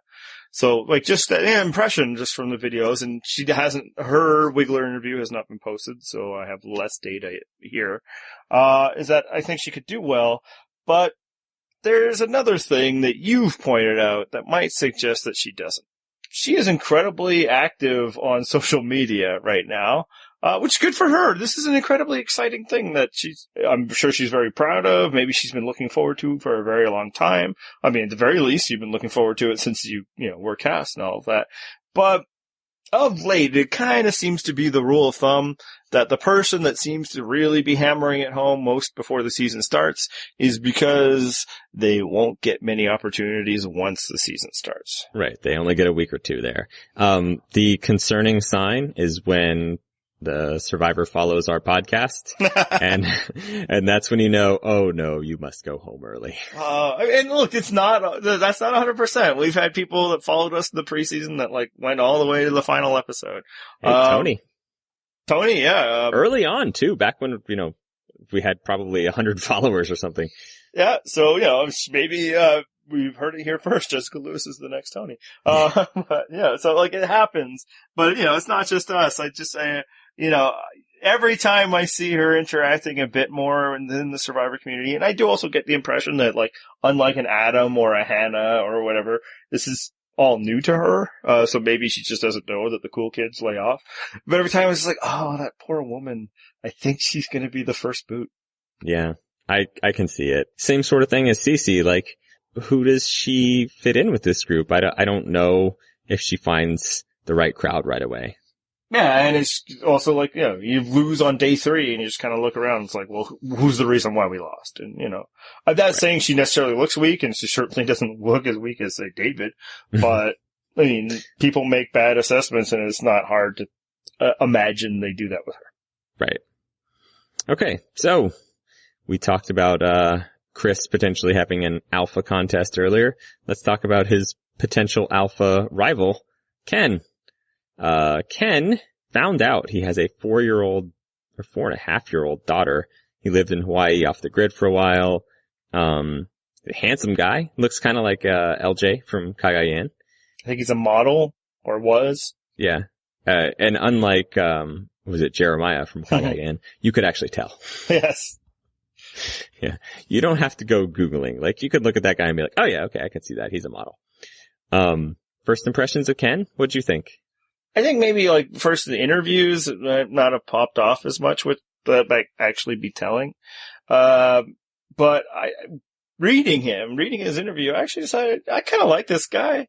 And maybe it's just because I'm such an easy mark at this point for the dad stuff. And maybe that's why I respond more to him than Chris. Is also like, yeah, I got kids, but it isn't like his thing. Whereas, you know, Ken is very much, you know, I found out I had this daughter, so I changed my life, and it's like the best part of it. And I was kind of like, okay, yeah. I mean, I'm very dad, so, you know, I kind of get it. Yep. So I kind of liked him. I do think there's a strong chance that he's also incredibly arrogant and will come off that way because he has probably a lot of reason to be. And because you can smell your own. Yeah, well, maybe less so with the reason to be. But here's one question. Like, doesn't it kind of feel like Survivor, like, won a heated casting battle with The Bachelor here? Yeah, I don't know that this was his ideal show. I agree with you. I did like that he was so, like, gushing about his little girl. Like, awesome as a fellow dad. That's great. No, like how it just completely changed his worldview and perspective. And it's like, yeah, I can relate to that. And I knew I was having them, and I met them the day they were born. Yeah. I'm not trying to suggest that makes me better. I don't feel like the women in this cast necessarily gushed about their kids the way he did. Yeah, well, is that a thing? Yeah, well, I think, you know, it's because it's probably part of it is like the lower expectations of dads, right? Like, you get this, right? Oh, all the time. Yeah, all we have to do is show up to like a few, you know, parent-teacher things or coach one, and it's like, oh, what an amazing father. And it's like, yeah, but, you know, that's still like 20% of what moms do every day. Oh, I was in the grocery store and like getting something, and I asked some woman that was there, like, oh, can you help me, like, I don't know, pick some type of fruit that I didn't know about. And then she sees like my shopping list, and she's like, wow, your wife's really lucky to have a husband that'll do the grocery shopping. I'm like, I'm buying food. What man doesn't buy food? Like, that's how low the bar is. Yeah, and sometimes it's great, right? Like, yeah, I mean, as long as I think you and I probably have some perspective. It's like, yeah, I am the awesome dad. But sometimes it's like, you know, that's kind of condescending, you know? It is. Like, your expectations of us are so freaking low that it's like, oh, he's got a picture of a kid on his desk, or he took the afternoon off to do something with his kids. What an amazing parent. Whereas, yeah, women don't get that credit. So I think that's why, you know, he gets cast in this role. But I also think that's the story that they're very excited about. Like, it sounds like they've been trying to get Ken for like a few years now. I almost wonder though, like, will Probst just be like jealous of his, you know, beauty and like relative youth compared to Probst? Is he going to try and take it for himself? Yeah, that's what I was just thinking. He's gonna go with some kind of like Rapunzel thing, and he's gonna like stroke Ken's hair and make himself younger. Because like, on one hand, he absolutely fits the bill of the Probstian like man. Yeah. The Probstian alpha. But I feel like Probst is probably more excited for Chris because Chris is like the big buff guy. Mm-hmm. And so that, I think, whereas I wonder if Probst will feel more of a rivalry, like, you know, I used to be you, Ken, and I'll teach you something. This is young Jeff. So, yeah, I think most likely is he, gets to be the alpha and then is targeted somewhere in the middle. But maybe he gets into, a big alpha dog battle with Chris and loses. Yeah. If it turns into an alpha dog showdown right away and it's pick sides or whatever, the other alpha is probably going to be targeted. And in that case, if Chris has the numbers on his side, maybe Ken goes home right away. So are you suggesting that he's a first boot? I'm not ruling it out. All right. Who's next? Lucy is our next one on the list. She is a bodybuilder. She has 4 kids. She at least mentioned her kids. Actually, I think Sunday mentions her kids too, but. Again, women don't get to, be credited like, oh, she loves her kids. Yeah, of course, because you're a mom and you have to. Right. Yeah. It's just assumed that you'll be amazing as a parent and love your kids. Whereas with us, it's like, oh wow, you had the bare minimum of effort towards parenting. She was born in Taiwan. I think she's 42. I think she said she became a bodybuilder last year. She's fairly jacked, as you might expect. She's doing the whole I'm going to do this for the moms and show them that moms can do this and are strong. And I just kind of feel like, are there a lot of moms sitting at home watching this show that are like, oh, I can't do that. I can't lay around on a beach for 3 days until it's time to do an athletic competition for 2 hours. Yeah, I need to be in peak condition to win a contest won twice by Sandra. Right. Or chiseled Man Mountain Chris Daughtry. Yeah, it's I think Lucy was, that seems to be more American Ninja Warrior messaging. I think she's got too high a motor to deal with the downtime and the paranoia Survivor. Every stage of her life, it sounds like she's just been hustling and working to get, for this one thing and then, raising the kids and I gotta do this and then I'm gonna, show them by building up my body and Survivor requires less. Yeah. She may struggle with that. And again, she might be the type of person that's like, all right, we're going to build the shelter. We're going to make the fire. We're going to do the food and, just barking out orders around camp. And people are like, you know what? No, we're going to chill because we have, 30 days out here and we're going to get to stuff when we get to stuff and we're going to prioritize and we don't want to exhaust ourselves in a day and a half. And maybe that leads to her getting targeted. Now, I do think, she's an advantage of being with the more mature tribe. I think, you throw her with the millennials and absolutely she's just, crushing their vibe, dude. But I think even here, even amongst, these, hardworking older generation, in my day, we knew the value of hanging out all day at 7-Eleven. Seriously, Gen X was the slackers, people. I think even there, she's going to put them off, and I think it's just the typical first boot, just she's annoying us with her demands. I could see that being the whole narrative arc of the first episode for her. Yeah, it's clear as day. Right. Who's next? Paul is next in our list. He's the oldest contestant. I think he's 52. Mm-hmm. He's rock star. I don't know that you call him a star. A rock. What's less than star? Performer in rock, doing rocker. Right. Listen, he rocks in the Keys. I've been to the Keys many times. He looks like he rocks in the Keys. Very Buffett. Yeah, it looks like an aggressive, in your face, Poochie version of Santa. Got the long hair. He's an RV owner, which, again, if you're from the Keys, doesn't really distinguish you much. I mean, he seems fairly entertaining. I can totally see why they cast him, if only for the optics of, hey, this guy looks interesting. But he also, immediately bought into theme and started mentioning giving every kid participation trophies. So he's gung-ho about this theme. He's trying to fill the Dan Foley role. Okay, am I the only person in Generation X who received participation trophies as a child? I don't know why we're pretending this is a new thing for millennials. They have been around for a long time. If participation trophies didn't exist, trophies wouldn't exist because you can't make enough money just making them for the good players. I used to run track and cross country and stuff, and I would get eighth place ribbons and eighth place medals and stuff. Like, why do I get a medal for eighth place? So it's not like this is a new phenomenon. No, it's been a thing, and like, whole like, oh, it's taught them to overvalue. No, it doesn't.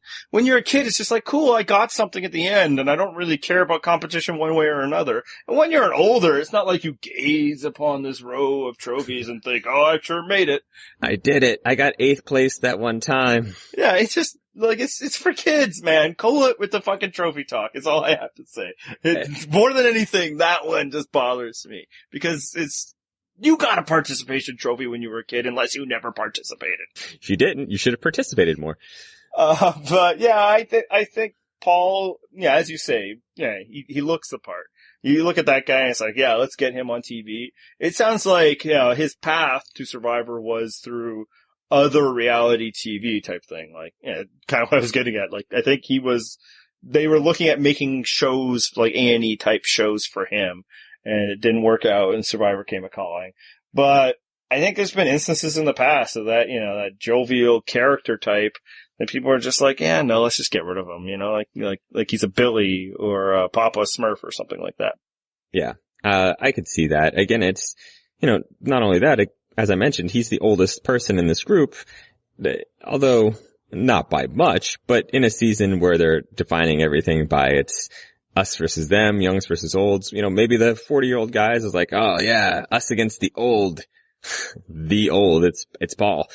Yeah, or we're out there, battling with these young bucks. We can't, have, as you say, Poochie Santa dragging us down. So, yeah, I think just age alone could, maybe he's a little more sore after a challenge on this morning and, they feel really bad about it and there's some tears amongst the ladies and everybody hugs him and we love you so much, Paul, but, you out here. Yeah, he dies on his way back to his home planet. Perfect. Yeah. All right, so next is Rachel. I believe she was originally contacted to be in San Juan del Sur. Was she? That's what she says in one of her interviews, and I gotta say, it seems like she would have fit in really well because it doesn't seem like she knows much about Survivor. Oh, how dare you. She is a big fan of the show by her own admission, and she says All Stars is her favorite season because of Romber.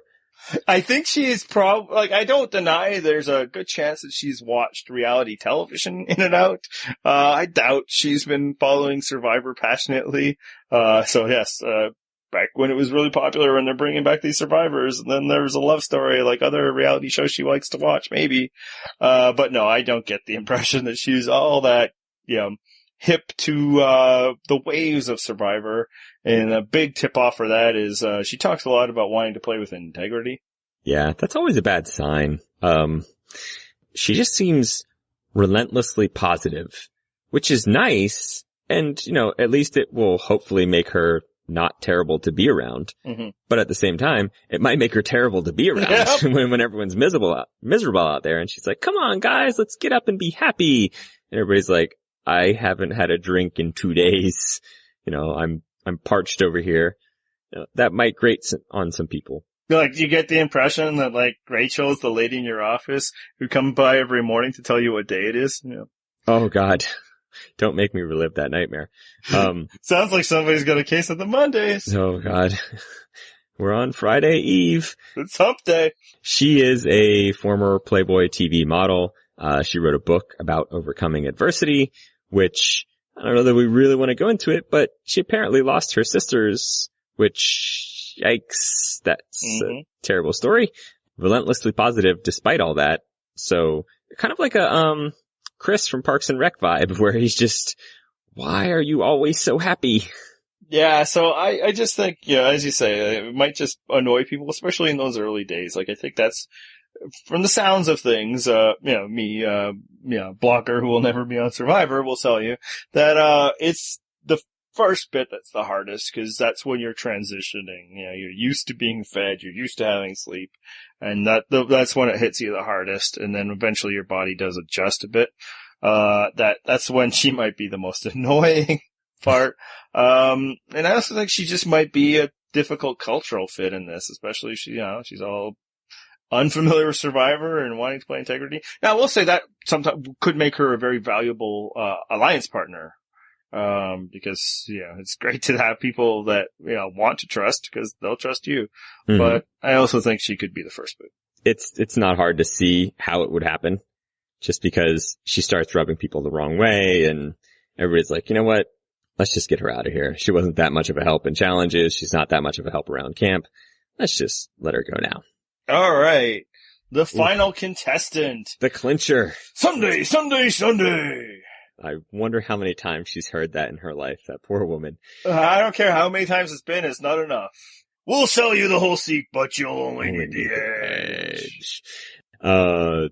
She is a youth pastor with 4 kids. She's, another mom with 4 kids. Breast cancer survivor. She is Minnesota as fuck. Yep. She has the Fargo accent going on, which is great if you like Minnesota. And, she's obviously a big fan of Jesus. She says in her video that she says, quote unquote, weird things. Hey, just like Jesus.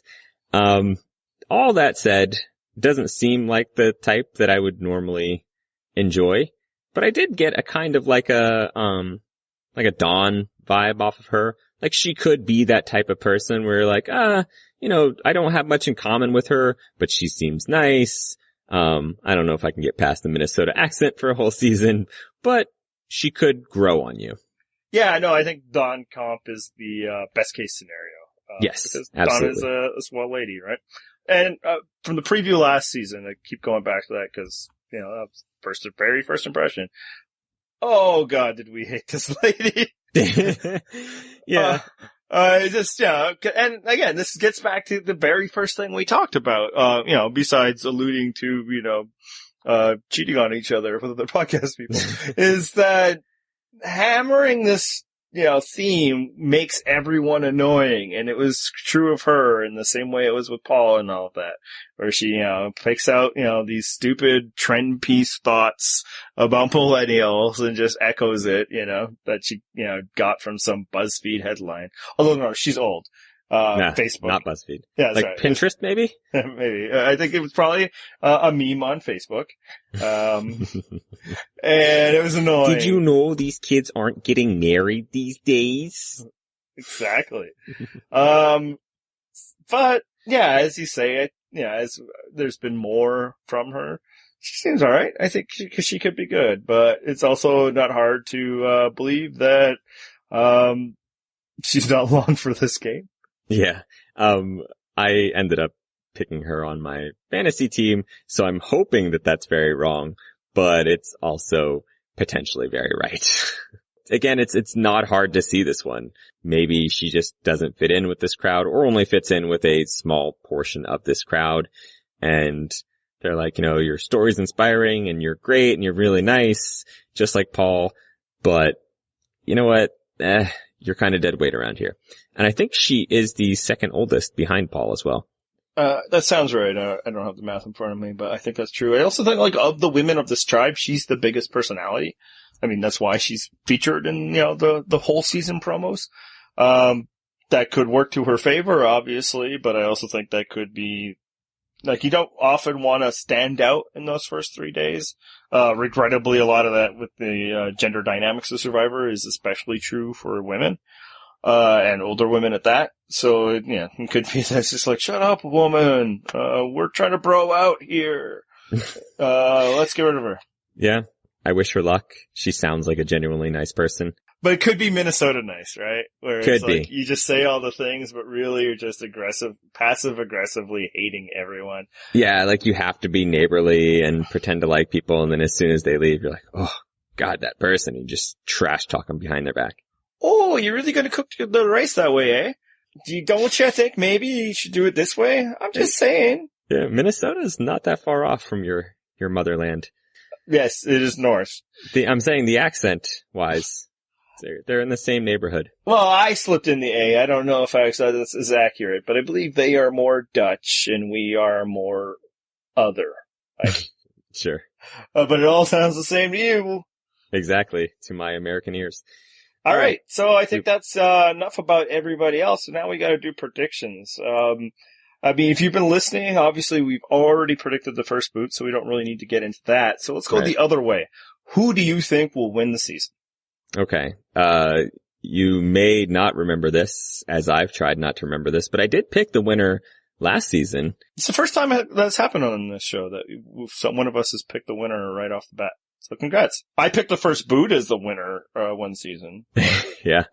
As it got towards the end of last season, I was trying to convince people that I hadn't picked it, but I did pick Michelle to win last season. Look, when Probst compares you to Parvati, it's pretty much like the show is already telling you who it's going to win. Right. Well, then I hope in this situation that Probst compared Adam to Parvati, because Adam is my winner pick. Interesting. How come? Kind of hit on this stuff earlier, but he just seems like a very, obviously a very intelligent person, but he can dumb himself down in a way that sounds terrible, but I'm just saying he becomes very relatable, and he works with the homeless. I feel like he's going to be the compassionate type. He's got a story and a background that's going to make him relatable, even to some of these people that are, they're super religious, which he probably is not. But at the same time, if he can say like, oh, I'm not really the churchy type, but I do all this work for the homeless, they're going to be like, oh, well, you've got a good heart, and they're going to like him. And I can see them being totally comfortable with handing $1 million to Adam. All right. I got Taylor. Oh, wow. That's a really out there pick. Are you trying to jinx him? What's going on there? If I'm getting the vibe that this is the new Nicaragua, he is easily the new Fabio. And I think that, his dumb confidence will carry him well for a bit. He'll be in enough of an alliance or useful to the main alliance that he gets to hang around for a bit. And then I think his athleticism will actually help him just win out. And then people are like, shucks, why not Taylor? Because everybody else here sucks. My prediction of Taylor kind of reflects some of the pessimistic attitude I have going into the season. But if this is truly Nicaragua Part 2, then it's already written, my friend. Well, let's hope you're very, very wrong on that. On all scores, I hope that I'm wrong on that, but that's my logic, and I'm not just doing it to jinx him, because honestly, he's not the most, he's not the person I like the least or anything out of this tribe, but I get the feeling that he could succeed in this sort of condition. Some of it I talked about earlier. There's a lot of young people here, so his youth and, dullness, we'll say, I don't think will work against him as much as it would in a traditional season. Okay, so there you have it. One of the winners of the winner of this season will either be Adam or Taylor. You can go to Vegas right now and bet, and you can't possibly fail. All right, so let's do some plugs. As we mentioned early on, we have a website, purplerockpodcast.com, which you should definitely check out, because during the season we will have live blogs for every episode by Matt, who we mentioned earlier. You can comment in the comment section immediately during the episode and after. Comments start flying fast and furiously that evening. Easily one of the best communities out there for Survivor. And we're not saying that because it's ours, because really, we're just participants in that part. It's a group of people. If you're cool, if you enjoy Survivor and are fairly knowledgeable about it, but you can take a joke and you're cool again, no dicks, that's where we're at. So, check it out. And we welcome new people as long as you're cool. Yeah. And it's kind of what I mentioned earlier. We're not trying to grow our audience too much more. It's really that we're trying to grow a certain quality of audience. And if you're not part of that, that specific tier of audience we're looking for, we're less interested in pandering to you. But if you're cool and you think you can hang, then come hang. It's a fun place. Exactly. We are very welcoming there, at least. So, as I mentioned on that website, lots of cool commenters. We'll do blog posts throughout the week. We have a fantasy survivor game that is open to everyone. We're at almost 100 participants right now as I record this.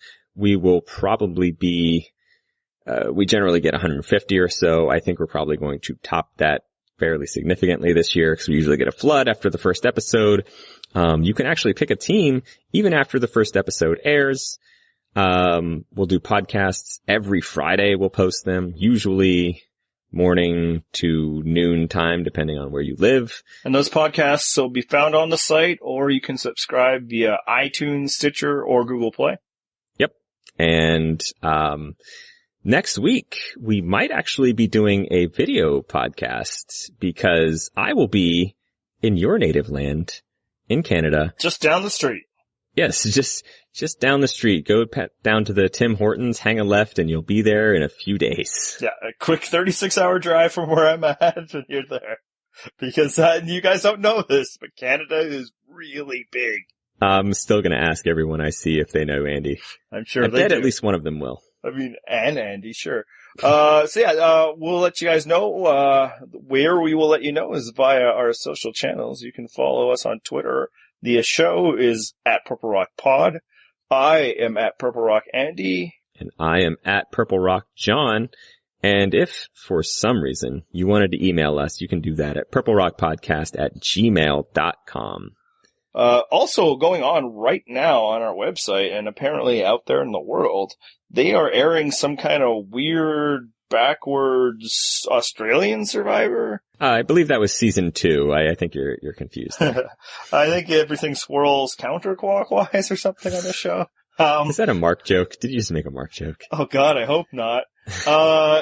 But yeah, they're doing an Australian Survivor. People seem to be interested in it because, you know, they speak a version of English, kinda. And, just like you do. Yeah. Good day, mate. And one of those awesome people we discussed before, we pulled out one of our commenters to provide the coverage. So thank you to Sharkleys, who's been providing weekly coverage of that show. I imagine he will continue to do so until it's finished. You guys will have to let us know what it is because we don't watch. Nope, not at all. But again, if that's something that, if you are watching, you enjoy it and you're just looking for somewhere to comment on it, that's what's happening on our site. You know, people keep commenting about it and we're not barely even moderating because we don't know what's going on. It's a wild, wild west in there right now. But there's a lot of self-moderation within our community. I think that's enough plugging, huh? Sure. And let's wrap this thing up with some good old-fashioned theme music.